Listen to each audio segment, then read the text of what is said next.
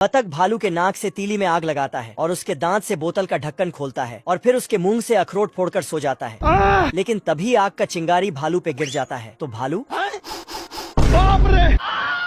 क्योंकि ये भालू शिकारियों से बचने के लिए बतख के घर में छिप गया था और अपने आप को बिस्तर बना डाला था। मगर क्यों? दरअसल बात उस समय की है जब जंगल में बहुत सारे शिकारी आ गए थे।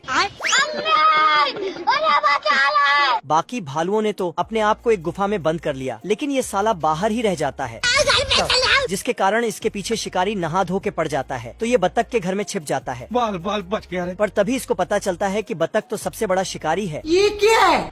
Oh shit! तो ये बाहर जाने लगता है, लेकिन उधर से बतख शिकार करके आ रहा था। नहीं नहीं नहीं नहीं नहीं नहीं। भालू डर के मारे अलमारी में छिपने जाता है, लेकिन हड़बड़ी में गड़बड़ी हो जाती है।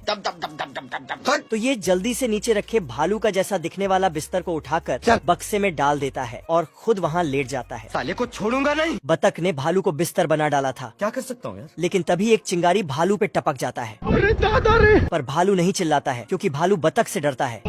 इसी बीच बतख को आग का चिंगारी दिख जाता है तो साला बतख सॉस से आग बुझाने लगता है। उससे काम नहीं बना तो पानी वाणी छिड़क कर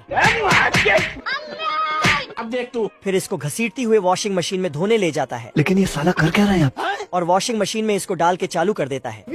तो ये बाहर निकल साला! फिर भालू को मशीन में ही सुखा देता है, लेकिन ये कैक्टस के जैसा हो जाता है। हे प्रभु! हे प्रभु! तो बतख इसको बाहर करके कंघी करने लगता है। लेकिन काम नहीं बना तो साला घास काटने वाला मशीन ही चला देता है।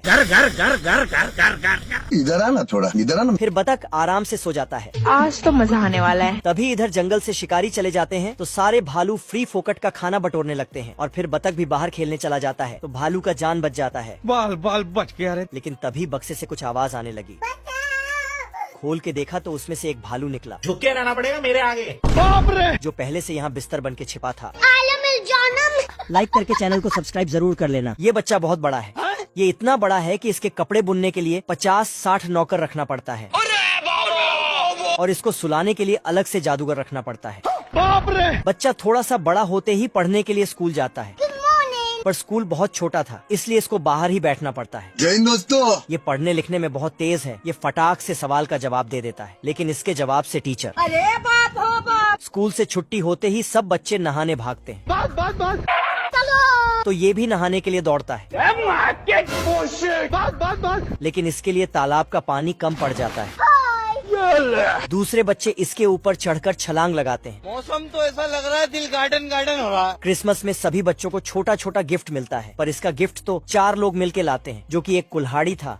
फिर ये कुल्हाड़ी लेके ये बड़ा बच्चा बहुत सारा पेड़ काटकर पूरे गांव में बहुत सारे घर बना देता है। गजब। फिर ये बच्चा से आदमी बन जाता है। ये बादलों को फूंक कर उड़ा देता है और ये पेड़ इस तरह काटता है। Thank you. एक दिन ये बर्फीले पहाड़ों की तरफ चला गया था। तभी वहाँ इसे कुछ दिखा। कौन है बे? ढूंढने पर एक बाहुबली सांड मिला जो बर्फ से जम गया था। उठ जा। तो उसको आग से पिघला दिया। सांड जागते ही दोनों में दोस्ती हो जाती है बाबू बाबू। और दोनों साथ साथ काम करने लगते हैं। लेकिन जंगल काटने से जमीनें सूख जाती हैं, तो ये दोनों मिलके पानी ढूंढने चला जाता है। फिर सांड को टेढ़े मेढ़े नदी से बांधकर तो साला सांड पूरा नदी को सीधा कर देता है। बाप रे! तभी एक दिन शहर से एक आदमी ने नई टेक्नोलॉजी वाला पेड़ काटने का मशीन लाया। ये देख, असली असली। तो ये बड़ा आदमी तुम खुद देखो। इसको पकड़ के ये क्या तमाशा लगा रखा है तूने? तू मुझे गलत मत बोल।